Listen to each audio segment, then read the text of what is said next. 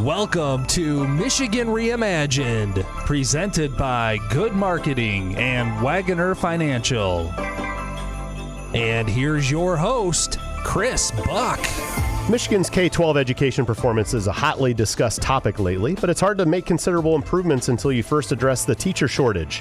One lifelong educator has launched an organization focused on just doing that, building a more robust educator pipeline. Here to tell the story of Michigan's Educator Workforce Initiative is its founding partner and CEO, Mr. Jack Elsey. Welcome to the show, Jack. Thanks for having me. Absolutely. So what's your background and what made you decide on this huge endeavor? Because it's quite a story. Well, I mean, first and foremost, I'm an educator. I'm a former teacher. I think once you've been a teacher, it really doesn't leave your blood. Sure. But maybe more importantly, before that, I'm the product of a great school after a not so great school. And so I'm a deep believer that great educators in a great school can not only change a single student's life, but it changed my whole family's trajectory in life. And I deeply believe that not only is that possible, but that should be accessible to every kid in our state. Makes a lot of sense. Okay. So how long ago did you establish this particular endeavor? And EWI is what we're calling the Educator Workforce Initiative? Michigan Educator Workforce Initiative. We were started in 2022, and it started really with an idea prior to that. I was with the Detroit Children's Fund, and we were investing about $3 to $4 million a year in educator talent just in Detroit. And we were running some great programs, and we were seeing some promising results.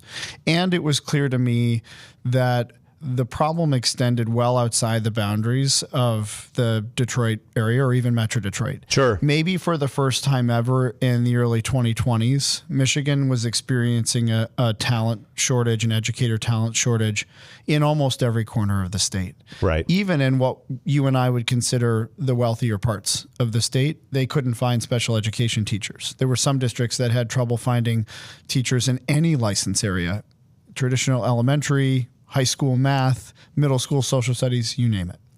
And so as we began to engage with state leaders and the legislature, it became pretty clear that there was an opportunity to pursue not only additional resources, but have a bigger vision for what a more robust educator pipeline could look like across our state.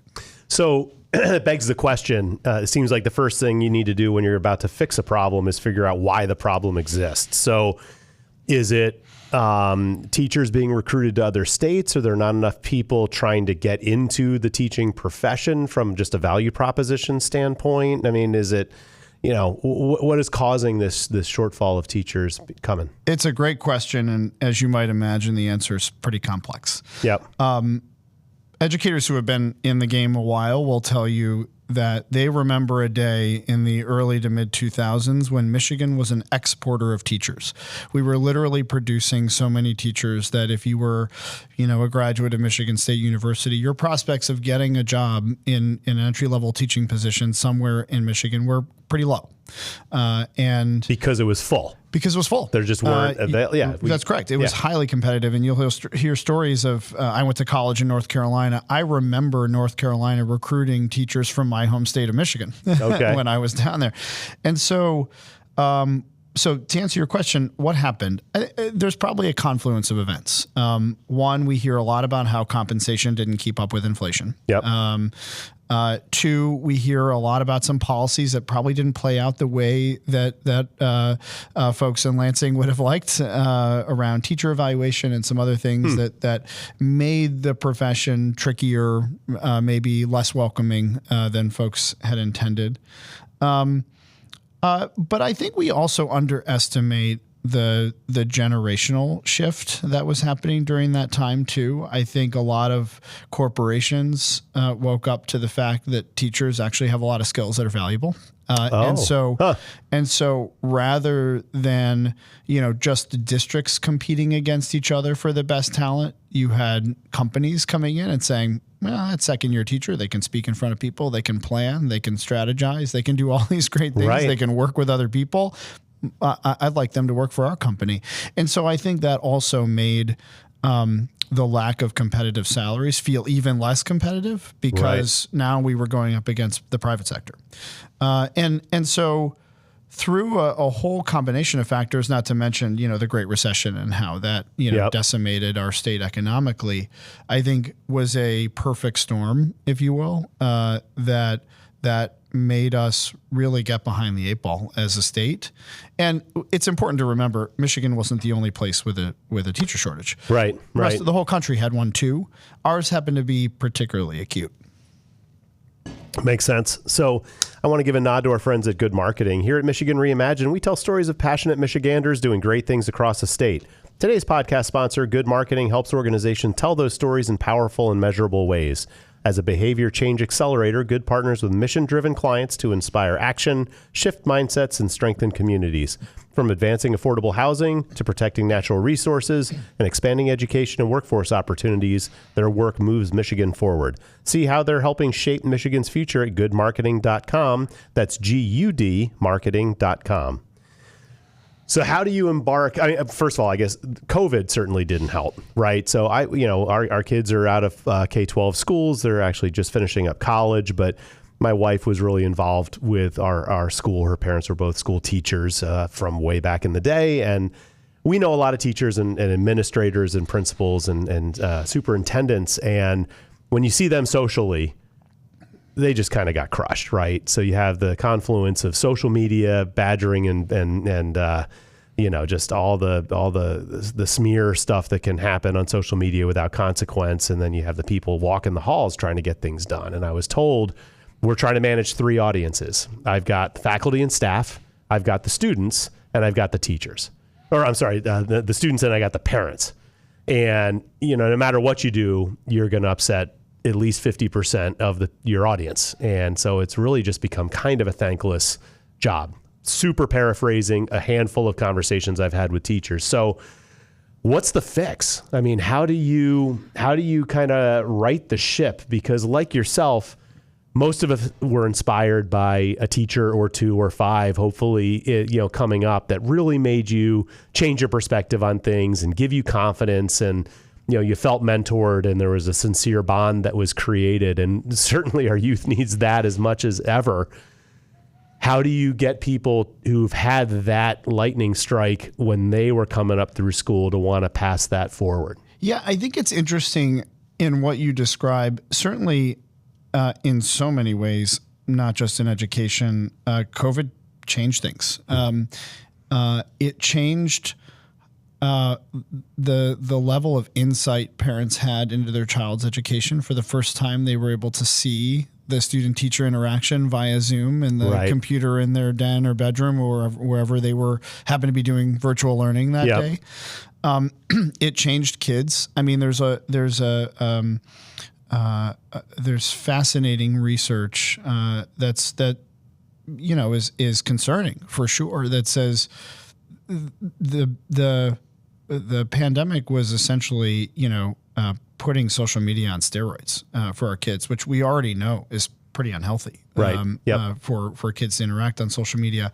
And so, and then not having the normal routine of school every day, to say nothing of the fact that there are, a whole group of kids who have other challenges at home that they couldn't escape, during the school day. So you have these layered and compound, and all of these audiences that you described, whether it's teachers, whether it's parents, whether it's school administrators, all of them changed during that period of time. And we all came back hoping things would go back to normal, and they didn't. Right. And even without COVID, I think it's probably also true that the job was changing anyway. AI was going to happen whether or not the pandemic happened. There was already a generational shift of what we've been hearing for years about how, today's teenagers are likely to have 10 or more jobs as opposed to the one or two, longer term. There are other shifts happening in our country and in our world and in our global economy that frankly probably require our schools, our school districts, our teaching and learning practices and classrooms to change if we're going to continue to be successful and produce kids who are going to be successful, in their lives. And so you asked what the fix is. I mean, we don't pretend to have any sort of quick fixes or silver bullets here, but we do think it is some combination of, number one, there are all kinds of people we have learned who want to be teachers, but for whom the financial barriers, the time barriers prevented them from raising their hand and saying, I'd like to be a teacher and it's possible for me. And so to tell you a quick story, one of the first things that we did was work with a really inspiring group of intermediate school district superintendents around the state who were engaging with their local districts every day and hearing, the teacher shortage, it's killing us, right? We can't figure it out. And they banded together and they worked with us and said, how do we create a truly collaborative, cooperative program that is statewide? And at the time, it was about 10 or 12 intermediate school district superintendent leaders who were willing to come together. They put some funding forward to say, let's figure out what we can build together. Ultimately, that became Talent Together, which was a truly statewide program. Every county in the state has at least one teacher in the pipeline through Talent Together. 1,400 candidates served by this program in just 3 years. And I think that's a real testament to a bunch of leaders who are seeing some practical challenges on the ground and asking some big, hard questions and figuring out, okay, what does the design look like? Who do we work with to get that done? What do we sacrifice, in the short term in order to get bigger long-term gain? How do we get funding from the legislature? These are enormous questions, and the innovative leadership existed here in Michigan. We just had to figure out a way to get it all working together and rowing in the right direction. It also is going to take some innovation around the teacher role itself, and we have some programs I'm happy to talk about that are saying, what if we aren't as wedded to the one teacher 30 kids, one teacher, one classroom model? What if we change what it means to show up to work every day as a teacher? Are there elements that we can emphasize that will make teachers happier, make kids more successful? Are there elements we can de-emphasize because they're just no longer important assumptions that go into the role itself?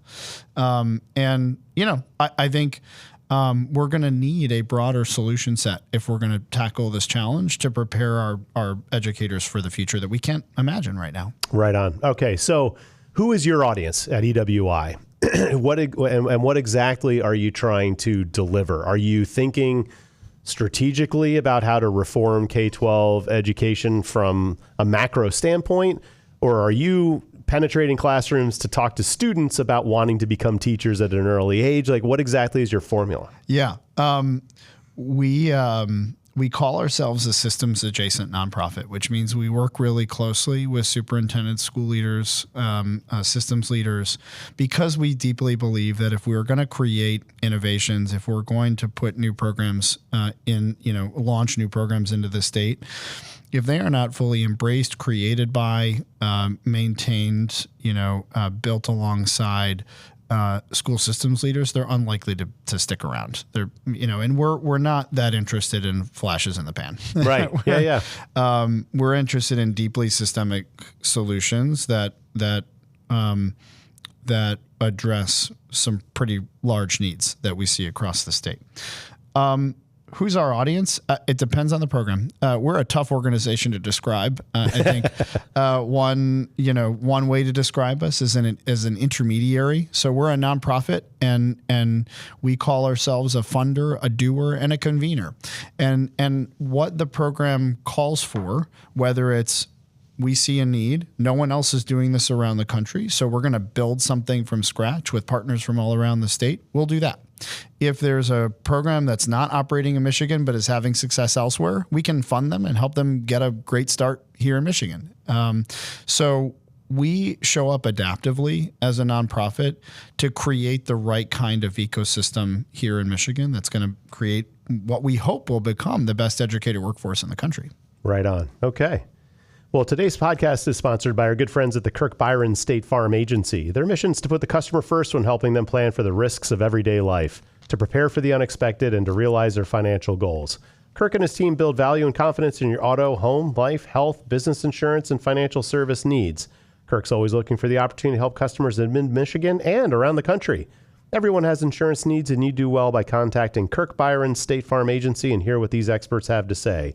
You can get in touch with them by calling 517-349-3830 or look them up at sfbyrens, that's BYRENS.com. You will not regret it. So you talk about, are there any specific programs that you want to share just as we're chatting here a little bit, just to give people an understanding of the impact you can provide? Yeah, there are a few that I would highlight that we're really excited about. So I talked earlier about the job of innovating the teacher role itself. We have a partnership with a group out of Arizona State University called the Michigan Educator Workforce. Okay. This team has, for the last 6 years in Arizona and various districts in Arizona, helped move schools and school districts away from the one teacher, one classroom model to, say, 5 teachers for 150 kids, where kids are grouped dynamically throughout the day. So to paint a picture, in any average elementary school, there's a third grade, and there might be 3 third grade classrooms, right? There's 3 third grade teachers. And traditionally, probably like the schools you and I went to, at some point in the summer, you get a letter in the mail that says your teacher is Miss So-and-so. Right. Yep. And you show up on the first day to Miss So-and-so's classroom, and you have her for the entire year. Yep. Right. So you are spending 4 or 5 hours a day with that teacher every single day. That can be great in some ways. It can also be really limiting in other ways. I'll tell you 2 reasons why. Within that third grade, particularly right now in Michigan schools, somebody's probably the best reading teacher. Right. But if little third grade Chris gets assigned to the teacher that's not the best third grade reading teacher, but Chris is maybe a little bit behind in reading, now what we've done is amplified a challenge, right? Versus if those 3 teachers were working together throughout the year and we knew that the teacher who was the best reading teacher, who is the best reading teacher, we have data to show it. We knew that Chris would get more time with that teacher throughout the day for intervention services, for reading instruction. Chris is going to grow in reading much faster and much more reliably than he would have by the luck of the draw, right, of just getting a random teacher. But somebody might be the best math teacher, and that might not be the same person who's the best reading teacher. Sure. And so if we can take those 90 third graders and we can group them differently throughout the day so that they literally will tell you, I have 3 teachers this year, not 1. And they're getting what they need from the educators who are best positioned to give them what they need, then a few things happen that are pretty magical. One is kids do better academically. The second thing is what the team at Arizona State has learned is that teachers are happier because they have community. They can problem solve together. I mean, we are teachers after all. We're human beings. We like other people. Right. Yeah, exactly. Right. Yep. And they can figure out how, if a student comes in and has a bad day, who's going to be best positioned to work with that child to solve their problem for that day. Right. Versus, oh no, I might not be the best teacher to solve this problem today, but I don't have anybody else I can send this kid to. Yeah. Or I don't it's have like any peer other counseling options. almost. Hey, did you see that happen to Davey over there? Yeah. And so you not only do kids do better, but teachers are happier. Teachers find they want to stay in the profession longer, which is exactly why we do this work.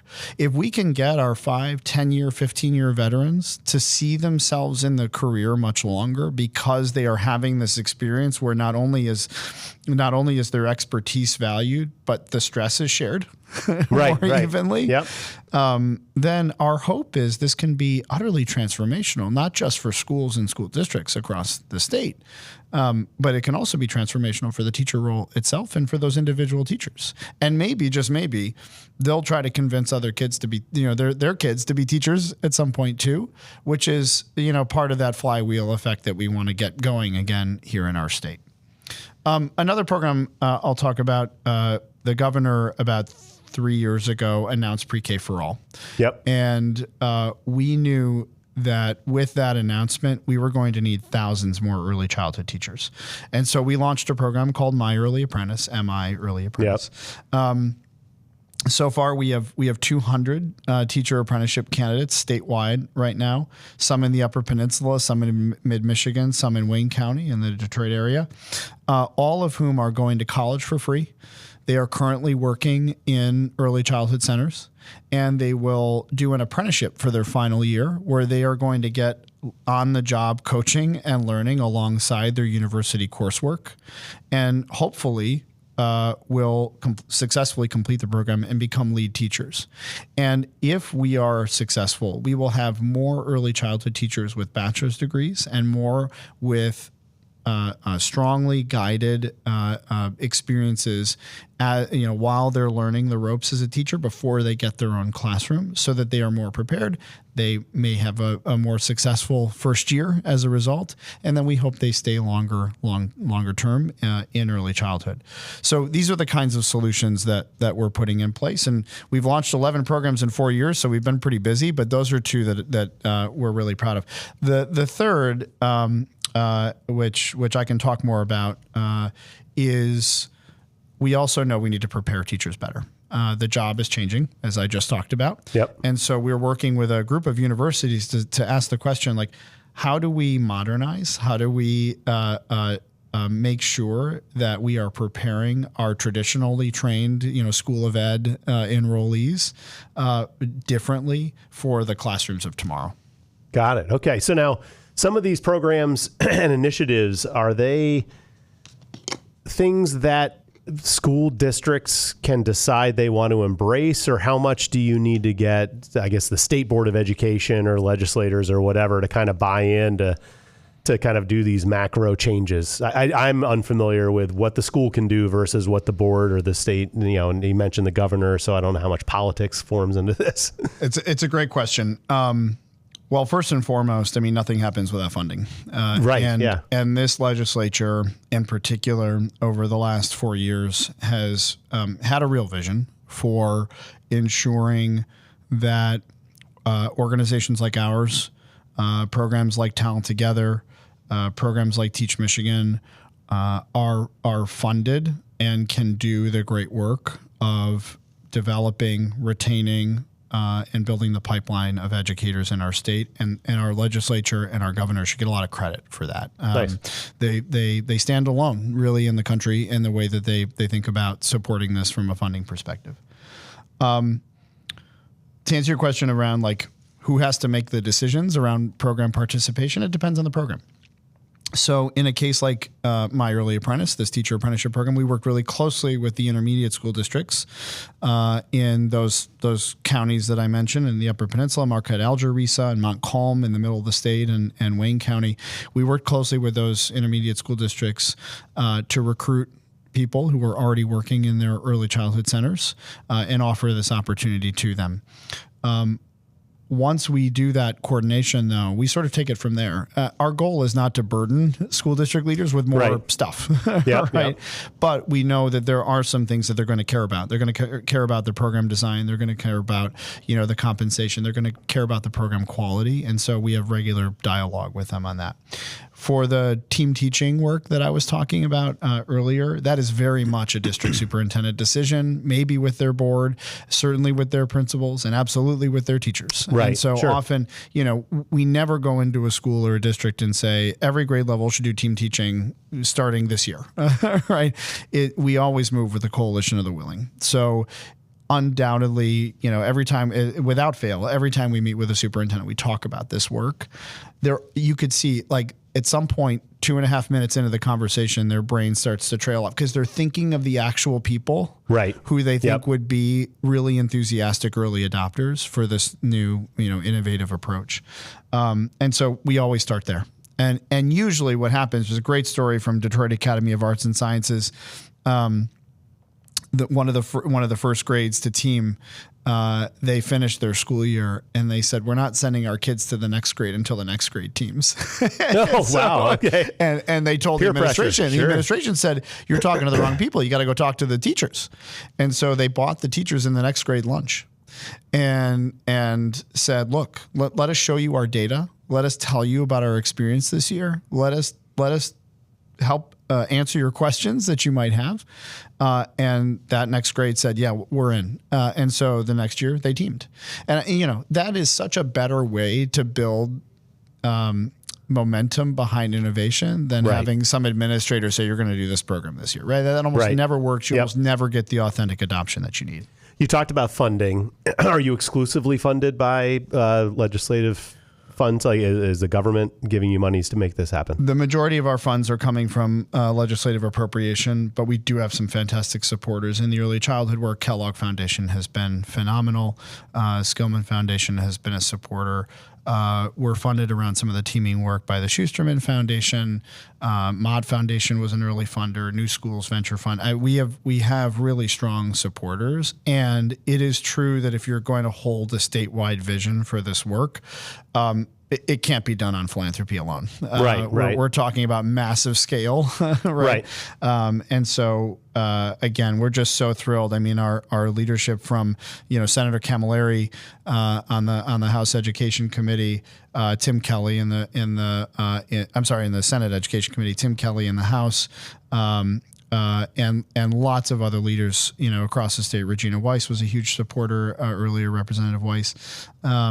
These are folks who understood the vision and understood that one of the important roles they can play as legislators is making sure that there's adequate funding.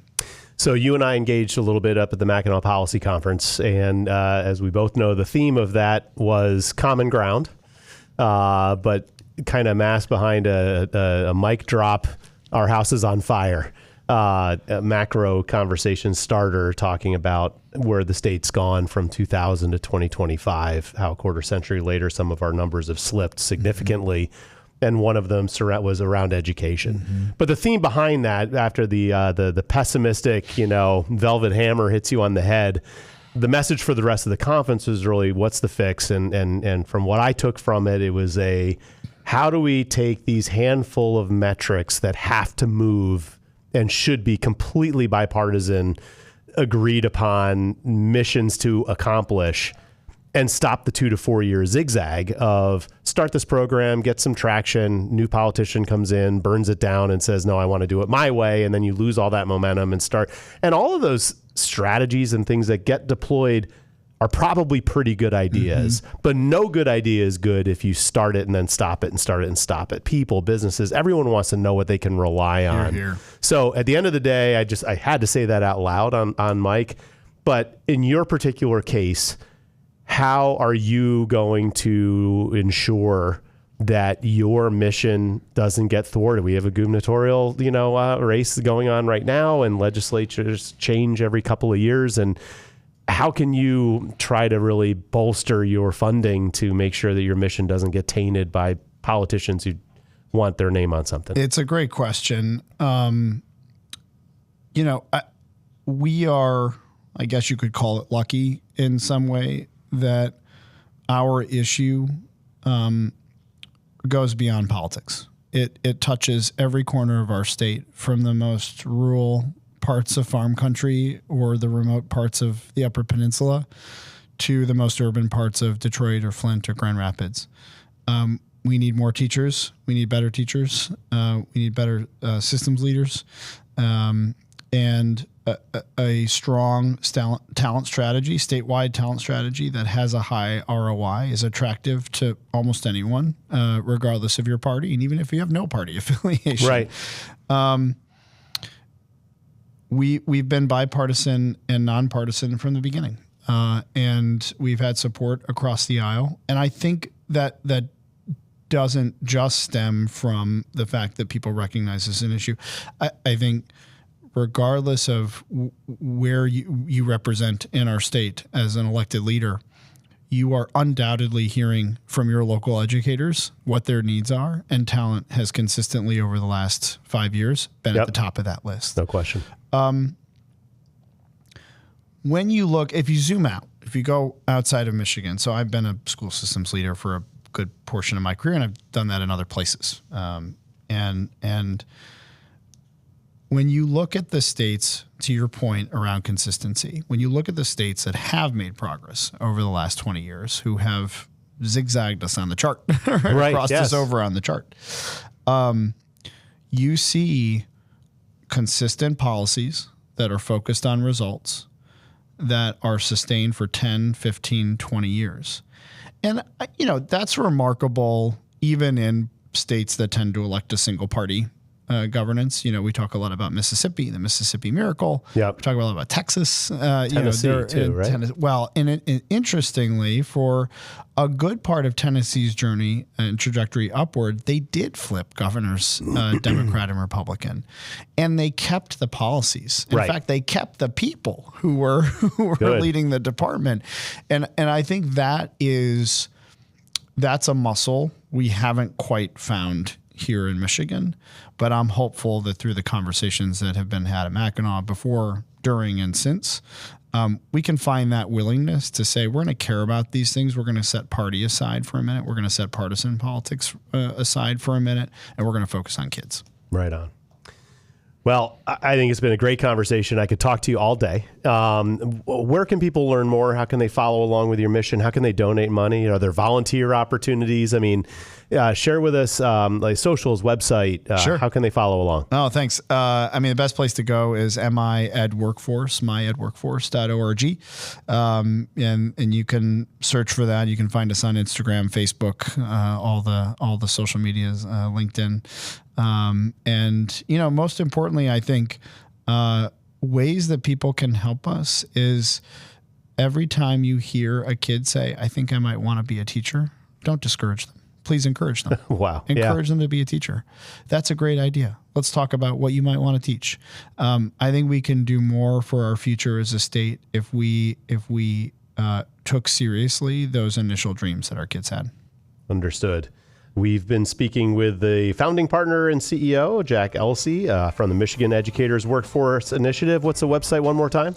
www.myedworkforce.org. Fantastic. Thanks for joining me here today on the show. Thanks, Chris. I'd like to give a final shout out to all the loyal sponsors. We got Wagoner Financial, Good Marketing, Triterra Environmental, Keller Williams Advantage and Team, Michigan Rise, Kirk Byron State Farm, and the attorneys at Foster Swift.